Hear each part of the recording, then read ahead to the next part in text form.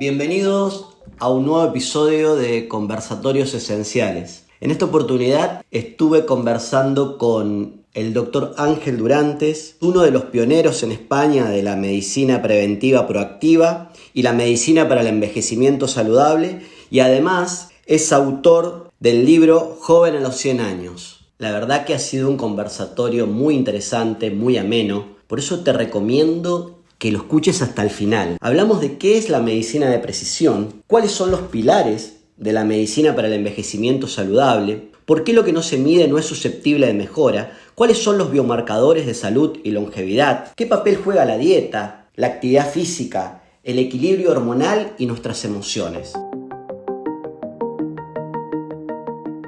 Hola Ángel, ¿cómo estás? Muy bien, Bueno, Mauricio. muchas gracias por tu tiempo. Bueno, contanos quién es Ángel Durantes, para el que no te conoce. Bueno, pues yo soy un médico español de Madrid concretamente que hizo su carrera en una de las facultades de Madrid, una buena facultad, la Autónoma de Madrid, y su formación hospitalaria fue en la Clínica Puerta de Hierro, pero que pronto me di cuenta que lo que me gustaba más la salud que la enfermedad, y que la medicina hospitalaria no encajaba mucho en mi manera de ver esta profesión.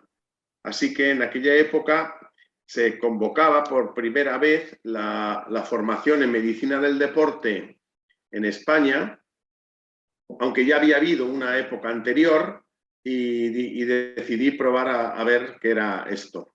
La verdad es que era una formación académica más que práctica, pero me gustó muchísimo el aprender sobre fisiología, sobre planes de entrenamiento, nutrición, suplementación nutricional, también la parte de la traumatología, las pruebas diagnósticas que se hacían, como la antropometría, las pruebas de esfuerzo, la medición del consumo de oxígeno, el umbral aeróbico, el umbral anaeróbico, la interpretación de sus análisis, cómo hacer para que los deportistas estuviesen en salud y en máximo rendimiento, y también, por otro lado, cómo revisar para que los deportistas no tuviesen eventos o riesgos cardiovasculares.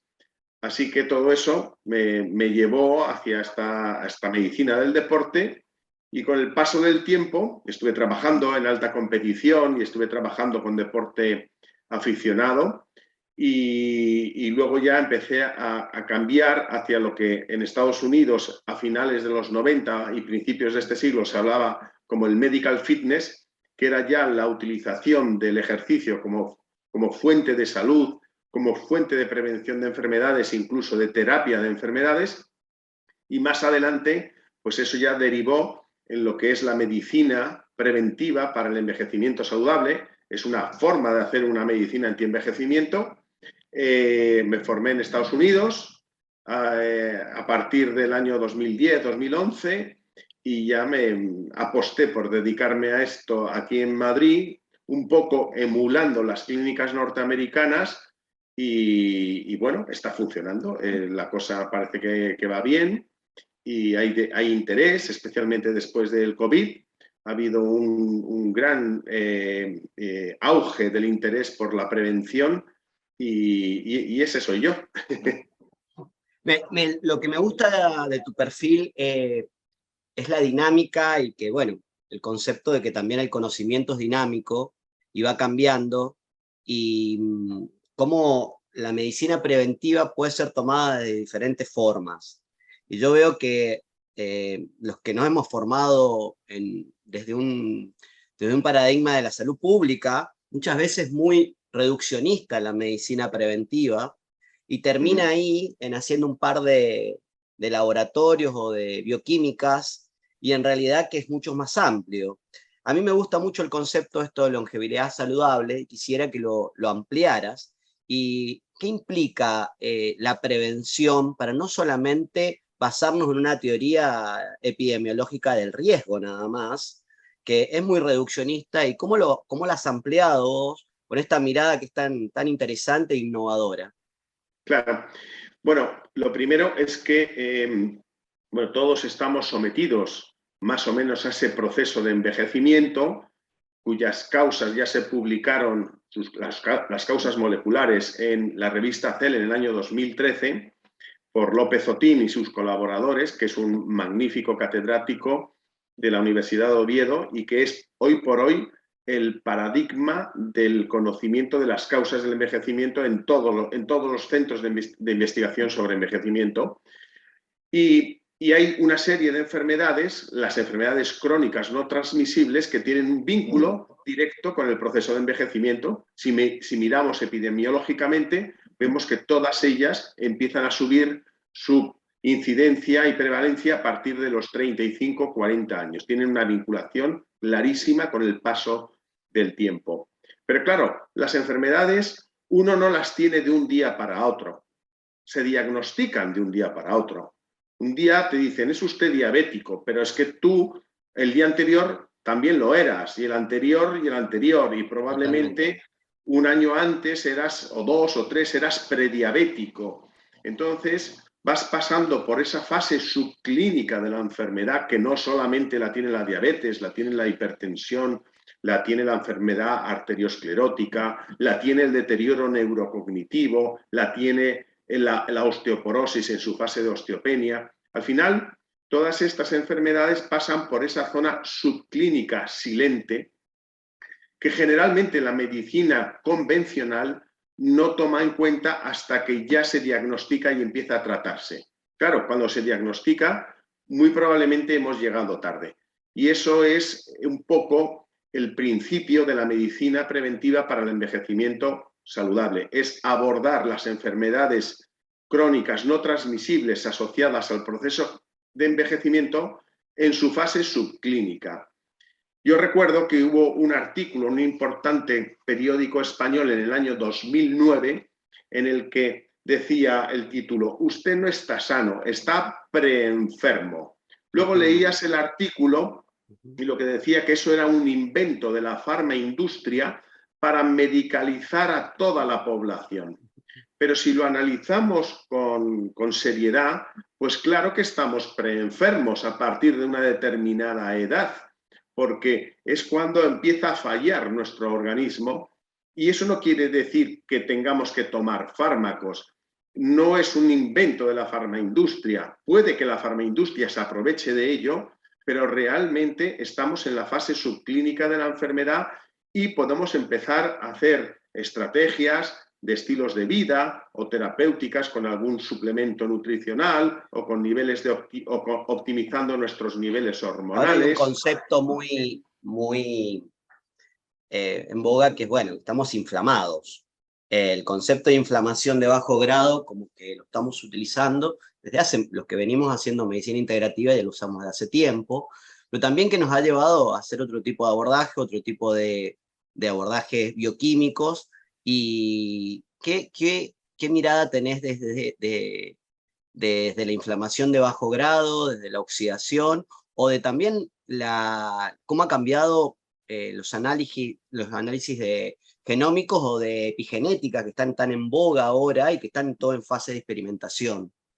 Sí, pues mira, efectivamente, en valoración del nivel de la inflamación silente o inflamación de bajo grado, bueno, yo a todos mis pacientes les mido la PCR ultrasensible como un biomarcador importante.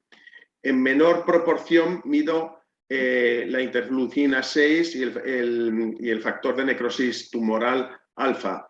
Digo en menor medida porque al menos aquí es bastante costoso poder medir estos marcadores de inflamación. Claro, nosotros acá tenemos un marcador, bueno, algunos, muy poquitos, medimos el perfil de inflamación celular, que se llama PIC, que es un índice de ácidos grasos, que también lo trabajó Barry Sears, varios, que también nos da, es muy interesante para poder valorar en el tiempo cuando hacemos intervenciones. Obviamente que hay marcadores como la proteína C ultrasensible, los triglicéridos, y bueno, todo el perfil metabólico, que uno tiene que hacer en un contexto. Esto no es una cuestión solamente de un laboratorio.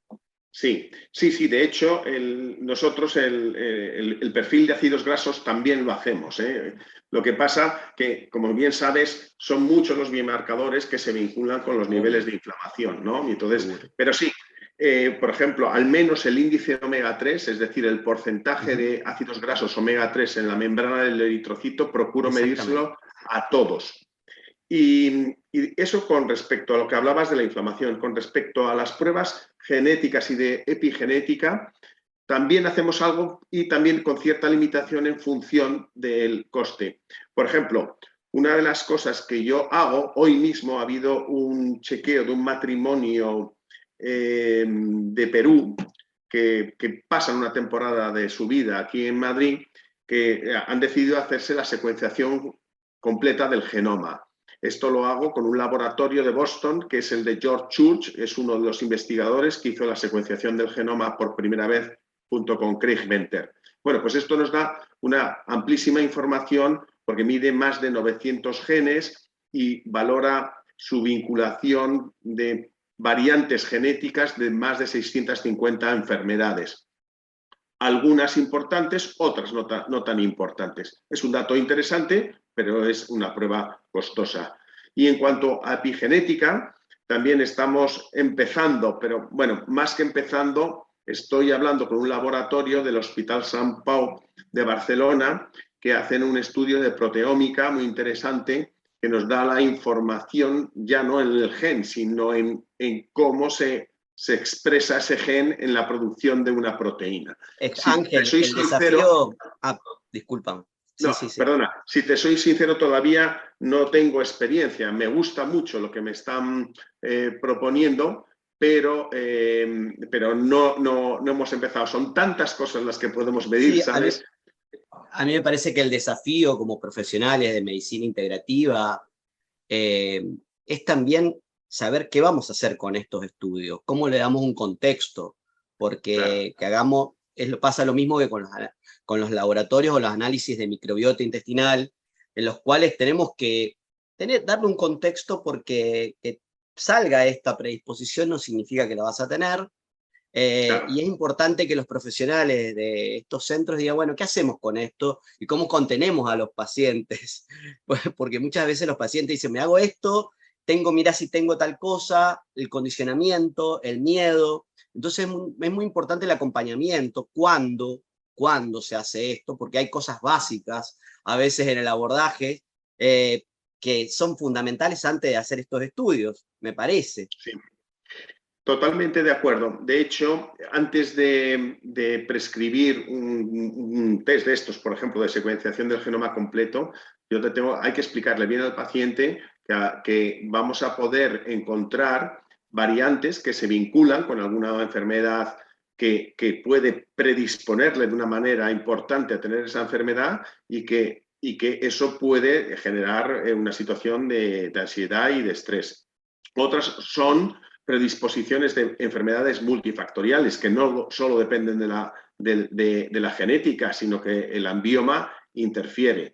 Entonces, bueno, eso evidentemente hay que verlo. Y con lo que decías con respecto a la microbiota intestinal, totalmente de acuerdo. Hay muchísimas pruebas que se pueden hacer.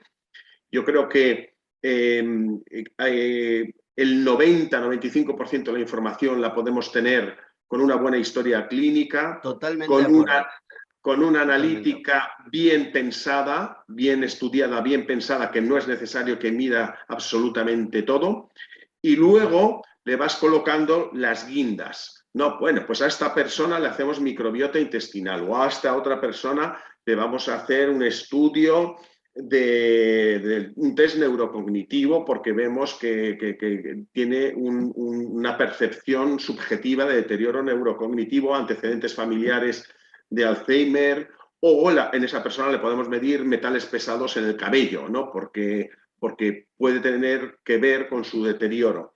En fin, por eso yo en Estados Unidos aprendí en las clínicas de allí a hacer un chequeo prediseñado. ¿Y qué es lo que he aprendido aquí o qué es lo que he hecho? Que no, que el chequeo no está prediseñado. Yo siempre empiezo con un chequeo porque en realidad no hago consulta, hago un programa y ese chequeo lo ajusto al individuo. Si es mujer, si es hombre, si tiene 40 años o tiene 65, según qué antecedentes familiares tenga, qué patología tenga en ese momento, qué es lo que le molesta y, por supuesto, un poco ajustándolo al momento, porque no necesariamente todo hay que hacerlo ahora, podemos hacerlo más adelante. Totalmente.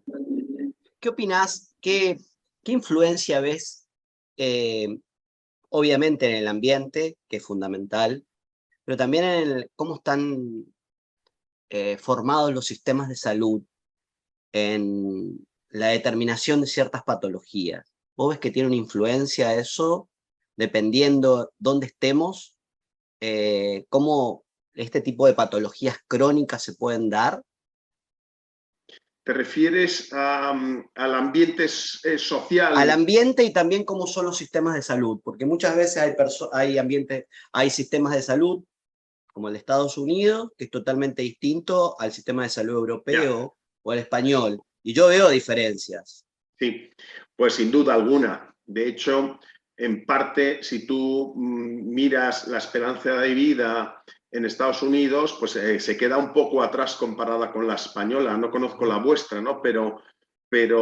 Y eso depende porque efectivamente el sistema de salud norteamericano es un sistema no tan universal como el nuestro.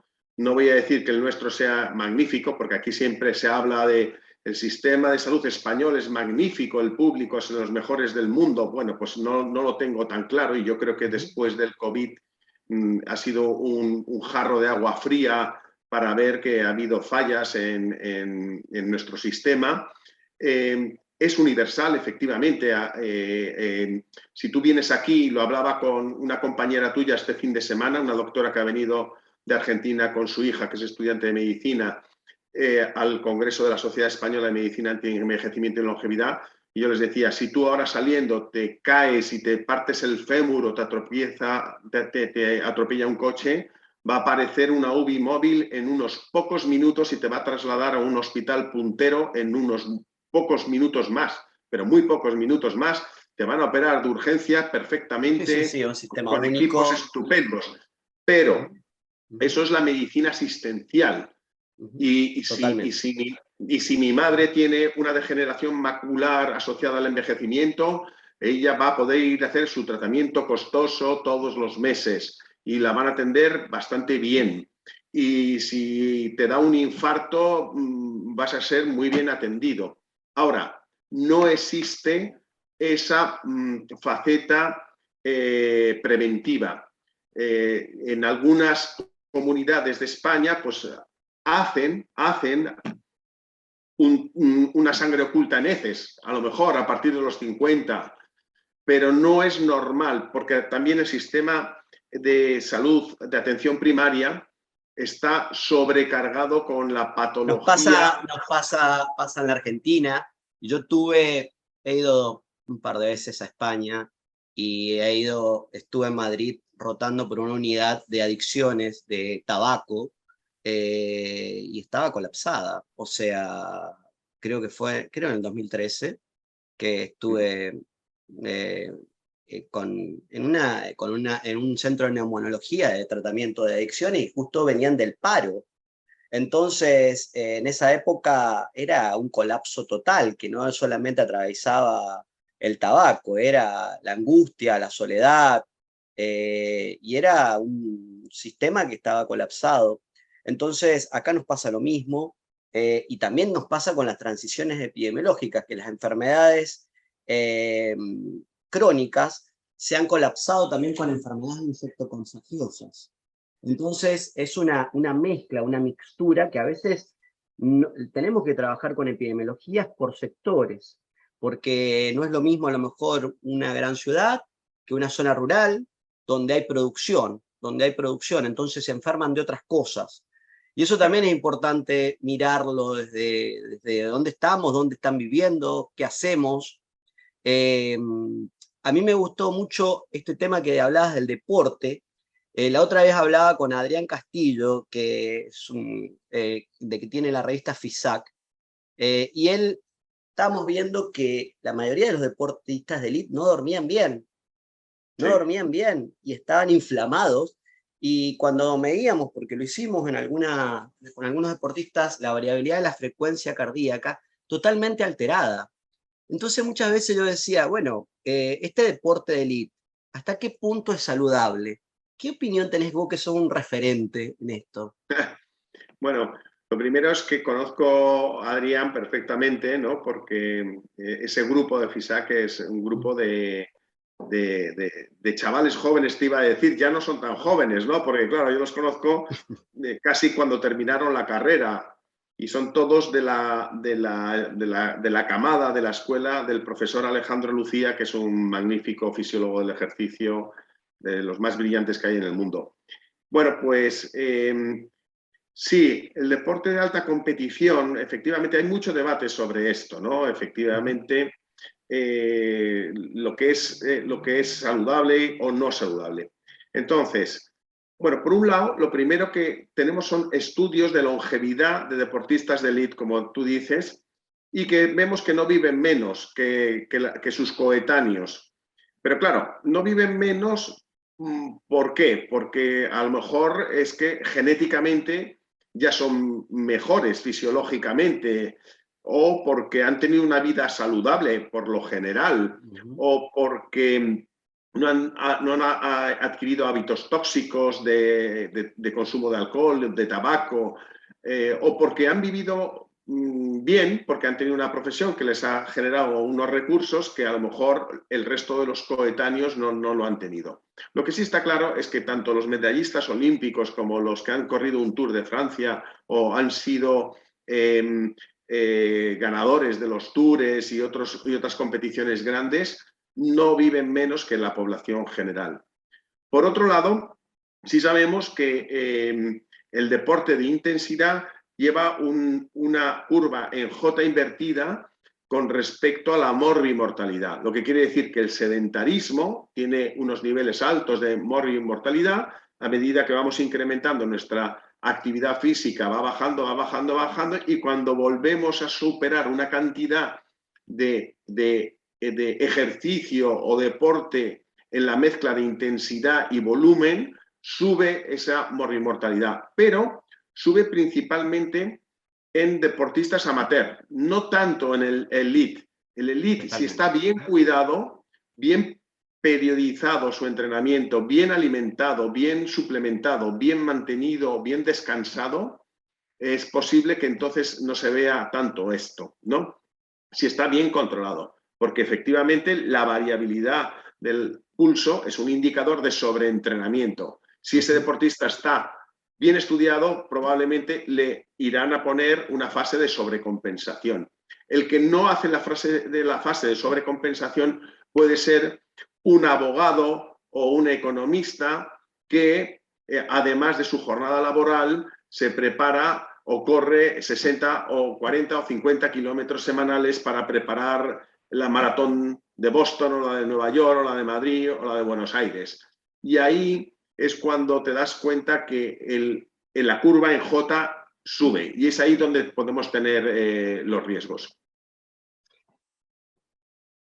¿Me puedes comentar un poquito sobre las 7P que has nombrado en tu libro?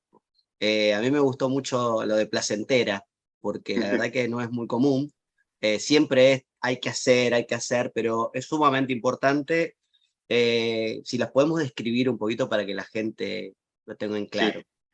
Bueno, pues efectivamente, no, bueno, la verdad es que yo he ido incorporando, cuando empecé con esto hablábamos de 4 Ps, la preventiva, que es a lo que estábamos hablando, prevenir las enfermedades antes de su diagnóstico completo; proactiva, que significa que las riendas de tu salud las tienes tú, no las tienes que delegar en los demás, Bueno, sino eso que sí es muy importante, ¿eh? Porque siempre eres pensábamos que teníamos que el médico le depositábamos o al profesional de salud, y en realidad es un acompañamiento.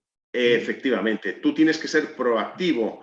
Predictiva, porque podemos saber cuáles serán tus partes más débiles, pues con los estudios que hagamos o con las historias clínicas, saber que tu punto débil es lo cardiovascular o aparato locomotor o los dos o metabólico. Así que preventiva, proactiva, predictiva y personalizada. que tiene que ver un poco con lo que hablábamos antes, la personalización, para saber que no todos hay que hacer las mismas cosas y que no todos, a su vez, responden de la misma manera ante una terapia o ante un diagnóstico o una dieta incluso. Luego, a esas 4, empezamos a hablar de participativa. ¿Por qué? Porque somos equipos. Yo trabajo con gente que hace sesiones de atención plena, que es el mindfulness. Trabajo con una farmacóloga experta en dermocosmética. Tengo entrenadores personales que trabajan conmigo, nutricionistas y otros muchos especialistas que dan apoyo al seguimiento. Así que es la parte participativa.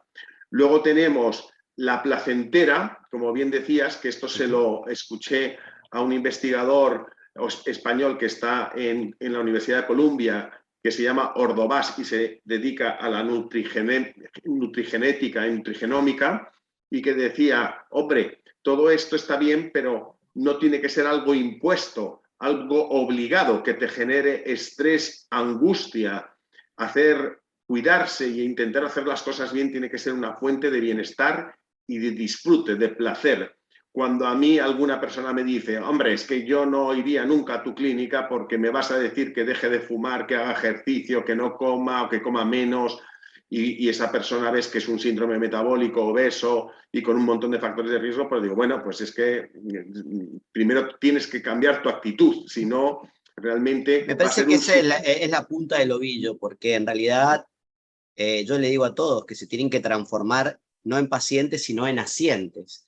Y el asiente es el que toma decisiones y nosotros vamos a acompañar. A lo mejor no es una persona adecuada para tu clínica. Para venir a verme tenés que, a lo mejor no te va a servir lo que estamos haciendo acá. Claro, Se tiene que pues transformar en un asiente para que podamos claro. acompañarlo. Mauricio, nunca había oído lo de asiente y si me permites me lo incorporo a mi repertorio para Bueno, es explicarle algo las que lo cosas. vengo incorporando hace rato, me encantó, hace mucho que lo pongo. Lo digo porque en realidad esta cuestión de la paciencia, y en Sí, realidad esto a mí me gustó mucho, esta cuestión de rejuvenecer evolucionando, y cuando evolucionamos es movimiento, y sí, para movernos necesitamos hacer, y el sí, asiente me sí. parece que es un término proactivo, no necesitamos pasividad acá. Muy bien, pues me encanta el término. Y bueno, y la última P, que era la de precisión, ¿no? Que un poco la incorporaba con esto de la medicina de precisión, de la iniciativa que hizo Barack Obama en su época de presidente de los Estados Unidos, que empezaba a hablar del impacto de los estudios genéticos y epigenéticos para hacer una medicina, una farmacología de precisión en función de los datos que se tuviesen. Acá Ángel, quisiera que describieras un poquito, porque coincido plenamente con el concepto de rangos de referencia y rangos de excelencia, lo normal y lo óptimo, para poder contextualizar un poco a la comunidad, porque muchas veces yo tengo, por ejemplo, acá en la Argentina hay una epidemia de té, pasar a vos también, bueno, a lo mejor vos no ves tantas personas enfermas, pero tengo una epidemia de hipotiroidismo, por ejemplo. Y llegamos sumamente tarde, cuando en realidad son rangos de la endocrinología, tiene unos rangos de normalidad que son obsoletos y que en realidad podemos llegar mucho antes y trabajar. Entonces, bueno, eso es desarmar un poco ese concepto de qué es lo que es normal y qué es lo no normal, y quién determina la normalidad. Claro, efectivamente, curiosamente, los rangos de referencia, que son los que llamamos de normalidad, que son los que vemos en el informe de nuestro estudio de laboratorio, en nuestra analítica, son unos rangos estadísticos de la población que utiliza ese propio laboratorio, de manera que coloca al 95% de la población dentro de esos rangos, dejando una cola hacia arriba del 2,5 y una cola hacia abajo del 2,5. O a veces, si es un parámetro que es mayor de o menor de, pues deja el 5% abajo o el 5% arriba. Totalmente. Si uno piensa, dices, un rango en el que metes al 95% de la población dentro de la referencia, dentro de la normalidad, no puede ser un rango excelente. A mis pacientes les digo, si tú te vas a Nueva Orleans, a una calle cualquiera y coges 100 señoras de la calle que miden una media de 1,65 m, por decir algo, lo normal va a ser que pesen 85 kilos. ¿Eso quiere decir que es normal? No, no es normal, son obesas, pero es la normalidad en esa población. Bueno, pues eso mismo pasa con los rangos de referencia en los laboratorios. Ahora mismo aquí yo estoy viendo cómo los rangos de referencia de la testosterona en mujeres y en hombres los va bajando. O se está planteando bajar los rangos de referencia de la vitamina D. Bueno, eso hace rato, totalmente. Hace rato, Eso ¿no? es.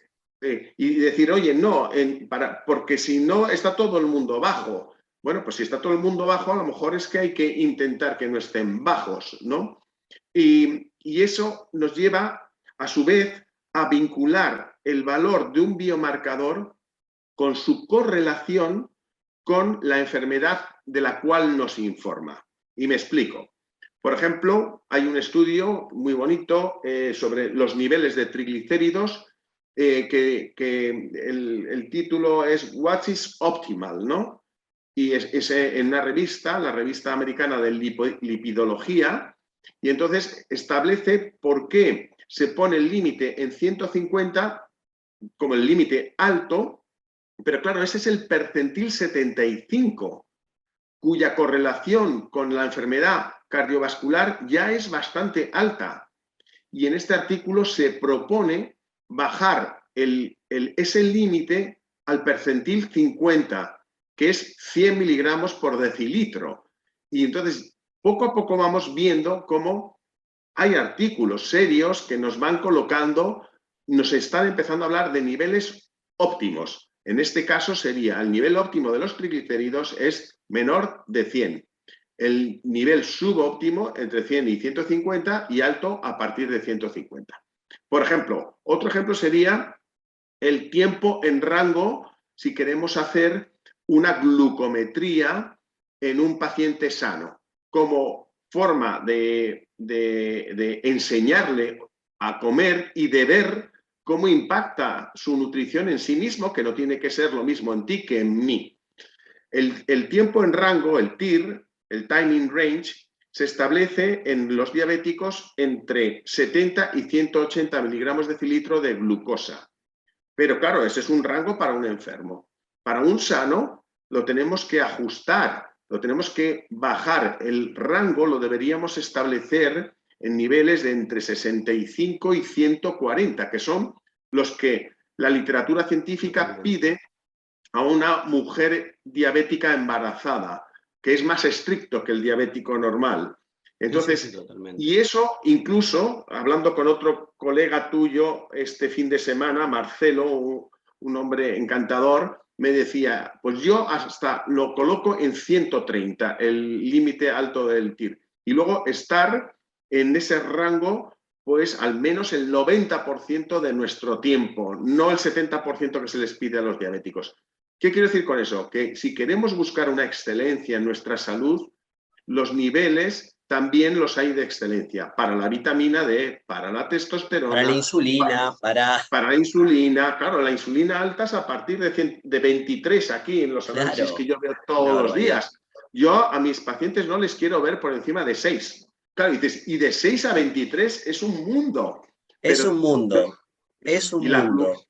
y el índice OMA y la hemoglobina glicosilada, claro, prediabético a partir de 5,7, diabético 6,4, yo los quiero de 5,1 para abajo. Y con todos estos biomarcadores, si los intentamos meter en sus rangos de excelencia, nos estaremos alejando del desarrollo de esa fase subclínica y ya clínica de la enfermedad. Vos hablas primero de medir, que es sumamente importante, después de moverse, de optimizar la alimentación, de descansar, de optimizar las hormonas y de el papel de las emociones. ¿Cuál de estas pensás que es una de las más, si bien es todo global, cuál pensás que es como la más descuidada de todo? Porque cada vez hay que individualizar pero hay veces que hay cosas que como que directamente desde como médico no las tenemos ni en cuenta. Pues yo creo que esa sería la de las emociones. Y en Totalmente, parte, sí. tú estás de acuerdo conmigo, ¿no? Sí, sí, sí, porque aparte me parece que influye, es como una pirámide invertida y como que nosotros dentro de nuestra formación como que la subestimamos, nos falta mucho. El Sí, papel del sistema inmunológico y las emociones cada vez es más evidente, la repercusión, eh, la regulación del sistema nervioso autónomo. Entonces, hay cosas que todavía no las sabemos y el papel de la microbiota, el papel del nervio vago, son cosas que todavía las emociones, nuestra sí. historia, el trauma, me parece que son cosas que nosotros como médicos a veces hacemos muy bien lo otro y a veces en esa cosa son gatillos que después nos hacen como una cascada y que se nos Claro. cae porque no lo tuvimos en cuenta. Pues yo te he dicho que de todos ellos, yo te he dicho que es el más desatendido y tal y como dices, estás describiendo que por lo menos yo y aquí los médicos no tenemos una formación importante en esto. De hecho, si ves en mi libro, ese capítulo está escrito por una colega psiquiatra y una psicóloga, o sea, por dos compañeras que les pedí escribirme vosotros sobre esto que yo no lo controlo. Y luego en mi clínica, pues como te decía antes, tengo una persona que se dedica a hacer los protocolos o los tratamientos o las terapias de atención plena, que por cierto están yendo muy, muy bien y estoy viendo cómo pacientes con polimedicados, con psicofármacos, poquito a poco van retirando el psicofármaco, se van encontrando bien, sin duda interviene Totalmente, me parece la que parte... es una sinergia muy grande. Vos cuando hablas de los sitios azules, que ellos tienen redes de escape, de contención, redes vinculares, emocionales, eso se puede extrapolar a otros lugares de poblaciones no tan grandes, porque también tiene mucho que ver con las poblaciones que no sean tan grandes, que sean poblaciones donde hayan relaciones sociales estrechas. Eso, desde un punto de vista de ciudades tan grandes como Madrid, como Buenos Aires, podemos lograrlo, a poder abordarlo con nuestras redes de apoyo o de contención, porque si bien hay gente que puede hacer todo, también está muy sola. Yo veo que hay mucha soledad. En muchos lugares hacen todo perfecto, comen bien, hasta el exceso ya. Hacen Sí. ejercicio, pero las redes, el placer, las relaciones, es como que no está cubierto. Esta es una percepción de lo que veo, ¿eh? No, sin duda. Y además a mí me consta que por lo menos aquí hay bastante preocupación en los gestores sanitarios y a nivel de la Consejería de Sanidad de Madrid sobre la soledad. Y la soledad no solamente en gente mayor que se han quedado sin pareja, viudos o los hijos no los atienden, sino además en gente joven que incluso pareciendo que tienen un contacto con todo el mundo a través de las redes sociales, están absolutamente solos. Y yo creo que esto es una epidemia que viene fuerte y que hay que abordarla. Yo en el entorno en el que me muevo y en los pacientes que veo, no es algo de las cosas que más vea, quizá por el perfil del tipo de paciente que viene, pero no me cabe la menor duda que efectivamente el aislamiento, la soledad, la falta de comunicación, la falta de socialización, el pasar ese tiempo con amigos, con compañeros, en parte se está perdiendo. También debo reconocer que... Hace un par de semanas charlaba con una persona que es referente en alimentación ancestral y él me decía, bueno, que es un fenómeno muy nuevo, porque en realidad decía, bueno, en esta época es cuando solamente hemos comido solo, nunca se comió solo. Es algo que lo estamos haciendo ahora, es muy Sí, nuevo, siempre se comió en comunidad. El alimento formaba parte de algo, de una historia, de una relación, de un contexto, pero esto es algo muy nuevo, que no sabemos lo que sucede, la relación con el alimento. De hecho, muchas veces, claro, cuando tú haces recomendaciones sobre estilos de vida, tienes que tener cuidado a la hora de conflictos de intereses entre, por ejemplo, disfrutar de una buena comida con tu familia o con tus amigos, con una copa de vino o con un cordero o con un asado o con lo que sea. Y a mí me dicen, entonces ya no voy a poder tomar el asado o no voy a... Pues claro que puedes y debes Claro, hacerlo. Y seguro. debes hacerlo porque tu salud no es solo una cuestión nutricional y una cuestión de ingesta de gramos de alcohol. Es algo mucho más complejo y tenemos que abordarlo todo. Y ahí está la P de placentera. No, y también cuando el sistema nervioso, cuando hay seguridad en el sistema nervioso y conexión, hay ciertos alimentos que cumplen una función diferente a que si hubieran estado en un sistema de peligro. Eso lo vemos desde de la hiperpermeabilidad, desde la hipocloridia, desde dónde está dispuesta la energía. Lo vemos, cómo se come, en qué contexto se come, y ese mismo alimento, como en diferentes contextos, tiene un desencadenante distinto. Así es.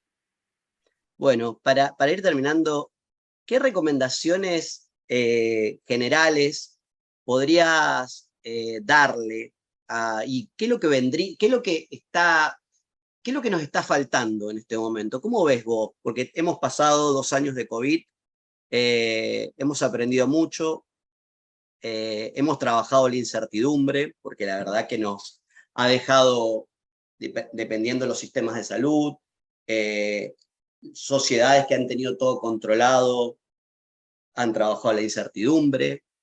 Eh, ¿Cuál sería la medicina que viene o cuál sería la medicina ideal que vos proponés? Porque la verdad que esto es un paradigma ideal y me parece innovador, que yo también lo propongo, pero ¿cómo sería lo ideal para tus pacientes? Bueno, yo así como mensaje general al que nos escuche, pues le diría que lo primero que merece la pena ocuparse de uno, no preocuparse, ocuparse porque eso va a repercutir positivamente en nuestro estado psicofísico. Como mensaje de las estructuras sanitarias, creo que poco a poco se tiene que empezar a hacer un abordaje preventivo, personalizado, de como lo estamos haciendo y como tú dijiste al principio, no tanto epidemiológico o poblacional, sino personal, con la detección precoz de esas enfermedades crónicas no transmisibles en todas las áreas. Por ejemplo, hablábamos este fin de semana de la detección precoz de la placa de ateroma en nuestras arterias con ecografía 3D y no quedarnos solo en el perfil lipídico, sino cuantificar la cantidad de placas, que eso nos va a dar una información muy válida para hacer una verdadera prevención primaria. Y luego va a haber un cambio de paradigma también en la medicina, que lo vamos a ver en unos años y que tiene que ver con estos avances tan espectaculares que estamos viendo como la reprogramación celular con los factores de Yamanaka. Tuve la fortuna de poder estar hace 10 días en la Real Academia de Medicina de Madrid, de aquí de España, escuchando a Shinya Yamanaka, premio Nobel del 2012, escuchando a Rick Klausner, que es el director científico de Altos Labs, este super laboratorio en el que ha invertido Jeff Bezos y otros multimillonarios y que se van a dedicar a la reprogramación celular para el abordaje de las enfermedades. Estaba Juan Carlos Ippisúa del Salk Institute en California. Y vamos a ver regeneración de tejidos enfermos y dañados. Sin duda, esto va a ocurrir en unas, no sé si será una década, 2 décadas. Vamos a poder tratar enfermedades no con fármacos, no síntomas, sino realmente tratar el tejido, regenerar el tejido. Pero para poder llegar a eso, si antes estamos bien, lo mejor cuidados, nos podremos beneficiar más todavía de todo esto. No me cabe la menor duda que a los sistemas sanitarios no les queda más opción que ir dando poco a poco cada vez mayor importancia a una prevención personalizada. Pero es que además yo te diría que es que lo estoy viendo porque poco a poco, esto que yo hace 10 años lo decía, a poco más o menos que eras un poco excéntrico, un médico raro, loco, poco fundamentado en la evidencia científica, y me voy dando cuenta que no, que ahora es la medicina convencional la que llama a mi puerta para que les cuente un poco de qué va esto. Ya me ha llamado la Sociedad Española de Urología, me ha llamado 2 asociaciones de dermatología, operadores sanitarios convencionales. Lo que pasa es que también hay un cambio, la medicina que sirve también es la que funciona. Y a veces hay que replantearse, la medicina nos ha dado cosas fabulosas en la parte aguda, nos ha dado desarrollo, pero también hay que preguntarse en las patologías crónicas todas las falencias que ha tenido, desde los abordajes, de las cosas. Entonces muchas veces las mismas personas y los mismos pacientes son los que han buscado otras alternativas, desde la oncología, de replantearse los abordajes, de montones de patologías que dice, bueno, esto es lo que nos toca. Entonces los mismos asientos han empezado a buscar otras alternativas, porque a mí no me gusta el nombre de medicina alternativa, porque dice, ¿alternativo a qué? O sea, en realidad puede ser complementario y a veces o integrativa. Es parte. Claro, sí, pero si es que tú lo sabrás bien, o sea, en los años 80, que es cuando yo terminé mi carrera, era cuando se empezaba a entender la psiconeuro e inmunoendocrinología. Yo empezaba a leer cosas de esto en aquella época, pero hasta entonces la vinculación de lo psíquico con lo físico era poco menos de, este es un paciente somático, se le decía. Este es un paciente totalmente, que totalmente desglosado, separado. Lo mandamos al psiquiatra, o es ese que iba al curandero del pueblo y se curaba. Claro que se curaba, porque tenía fe, porque creía y porque lo psíquico actuaba en lo endocrino y actuaba en lo inmunológico y actuaba en todo él. Entonces, claro que funciona, pero es que esto la medicina convencional no ha sido capaz de reconocerlo hasta hace poco, o la existencia de la microbiota intestinal. Los que hablábamos de esto en los años 90 éramos poco menos que una panda de chalados. Y nosotros, yo tuve una entrevista con la doctora de la Puerta, porque yo vengo hablando hace mucho tiempo de la microbiota, y la verdad que fuimos como perseguidos en un momento diciendo, ¿qué es esto? Igual que el concepto de hiperpermeabilidad intestinal hace 10 años. Sí. O sea, ¿esto realmente existe? Los colegas nos decían, ¿eso de dónde lo sacan? O sea... Pero Mauricio, todavía aquí es muy curioso porque luego depende de qué especialidades, ¿no? Pero en el caso de la gastroenterología todavía está muy, muy reticente a aceptar la importancia de todos los cuadros de dispepsias gastrointestinales vinculadas con hiperpermeabilidad, con disbiosis, con sobrecrecimiento bacteriano y todas estas cosas. Y no les gusta meterse en esto porque se les saca de su zona de confort. Luego hay otras que va por ahí, que es salir de la zona de confort.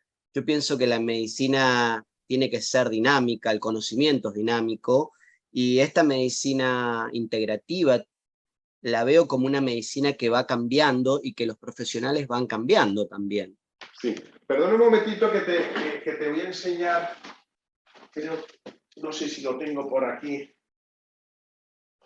Ay, pues es que, bueno, lo tengo por aquí, tengo de la Universidad de Duke, que es una de las mejores facultades de Estados Unidos de medicina, un libro de cardiología integrativa precioso. Allí hacen oncología integrativa, allí hacen cardiología integrativa. O sea, son ya gente que efectivamente dicen, oye, si hace meditación esto va mejor, o si hace tai chi, o si hace acupuntura. O el papel de la alimentación en los procesos oncológicos o en todo.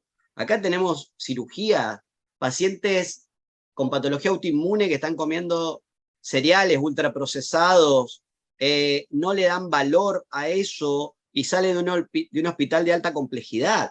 Entonces, ese tipo de abordajes que vos decís, bueno. Ya. Bueno, ¿sabes qué creo yo, Mauricio? Yo creo que va a haber poquito a poco un cambio que va a venir de los propios profesionales. Yo voy viendo poquito a poco cómo médicos hospitalarios empiezan a interesarse por este tipo de cosas y poco a poco jóvenes que van incluyendo esos cambios. Ya en el Hospital La Paz de Madrid. Yo también tengo mucha confianza porque en realidad es lo que me pasó a mí. Yo estoy formado en el hospital en lo más duro de la medicina y también me planteaba que había cierto tipo de intervenciones que no me daban resultados, lo veía siempre igual.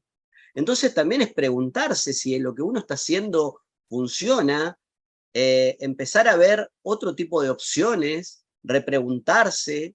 Entonces me parece que también va por ahí. Totalmente, yo tengo mucha confianza de que va a haber un cambio, de que sea una medicina más amable también, mucho más amable y más dinámica y más flexible en los abordajes, porque el abordaje de las patologías crónicas es muy artesanal, tiene que ser individual, si bien necesitamos protocolos, pero en realidad a veces es muy individual porque depende del contexto, depende de la historia, depende del país, tiene Sí. muchos determinantes. Totalmente de acuerdo. Mira, hay un dicho que no lo debemos tomar a mal, ¿no? Pero de un maestro mío de terapia hormonal en Estados Unidos que dice, protocols are for stupid doctors. Pero no es un insulto. Él no lo dice como sino como una manera de no pensar, de decir, me atengo al protocolo, que es la forma fácil de hacer mis cosas, ¿no? Y entonces él dice, ustedes piensen, estudien, tomen su decisión, no se queden solamente limitados al protocolo. El protocolo es una orientación, pero no es la obligación. Y si ustedes saben bien, no tienen por qué atenerse totalmente al protocolo. Y eso es lo que decía el sentido estúpido, no como lo entendemos en español, ¿no? Sino de no reflexionar, de dejarte llevar por el A, B, C.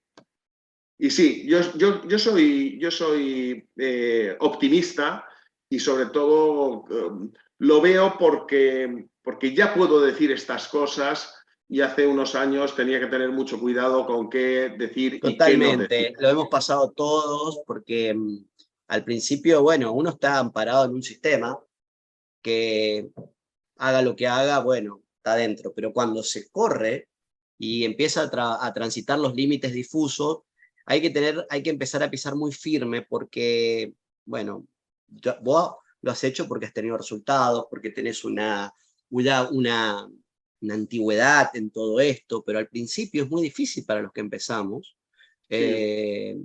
salirse de la norma o de lo normal o de lo que es esto. Es muy difícil porque es lo establecido, eso es lo diferente, y en realidad muchas veces los que terminan dando como confianza son estos asientes que han tenido resultados, porque nosotros no tenemos la verdad, no tenemos, solamente estamos acompañando otro proceso y nos preguntamos cosas, vamos cambiando, nosotros no tenemos la verdad, pero solamente estas personas son las que nos hacen como una red de apoyo y de garantía a veces. No, sin duda, a medida que la gente va notando que va mejorando con estas terapias o este abordaje fuera del protocolo principal, es lo que va haciendo que más médicos se planteen, si, oye, lo que tú estabas diciendo, ¿estaremos haciendo bien las cosas? A lo mejor hay algo más. Pero luego cuando estudias te das cuenta que claro que lo hay. Es que claro que lo hay. A veces, no al principio, no todo, con toda la evidencia científica que queremos que la tenga, pero oye, ¿cuántas pruebas convencionales que se hacen todos los días en los hospitales pueden tener no tanta evidencia científica? Hay muchísimas. Intervenciones quirúrgicas, por ejemplo, que se aprueban con unas pocas decenas de casos, u otros tratamientos con estudios que no tienen mucha evidencia científica.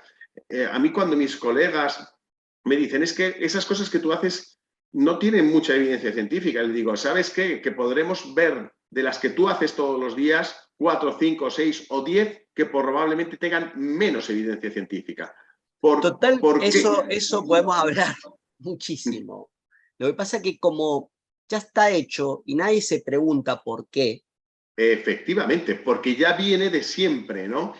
Si tuviésemos que aprobar ahora la aspirina, el ácido acetilsalicílico, y si viésemos los estudios que tiene, no pasaría. No hay suficientes estudios con respecto a lo que se pide ahora para aprobar un fármaco o la penicilina. ¿Por qué se utilizaban? Porque funcionaban, pero no tenían que pasar todas las pruebas que hoy tiene que pasar un fármaco para que digan, esto está funcionando. Así que la evidencia científica, por supuesto que la tenemos que buscar, pero hay cosas que funcionan y que a lo mejor no tienen tanta evidencia científica como ese famoso La fitoterapia en muchas poblaciones que ha sido de generaciones y generaciones y ha funcionado. Claro. Contra eso que hay. Que no está demostrado científicamente que un paracaídas salve la vida de un paracaidista, porque nadie hizo el estudio de tirar a 100 paracaidistas con paracaídas y a otros 100 sin paracaídas para saber si se salvaban los que no llevaban el paracaídas. No es científico, así que no hay evidencia científica de que un paracaídas Sin embargo, no vamos a hacer ese estudio. Claro. Bueno. Bueno, Ángel, la verdad que un gusto, una charla muy amena. Te mando un abrazo gigante. Espero que algún día nos conozcamos cuando vaya a España. Así encantado. Que muy linda o cuando charla. Yo vaya a Buenos Aires. Seguro, te vamos a invitar. Te vamos a invitar. ¿Te vamos a invitar? Sí, seguramente te vamos a invitar. Te vamos a invitar. Ya vamos a hablar para que vengas. Seguramente. Sí. Bueno. Es algo muy interesante para que vengas y compartas. Ya lo vamos a hablar. Pues un placer ha sido esta charla contigo, Mauricio. Te mando un abrazo. Hasta luego. Hasta luego.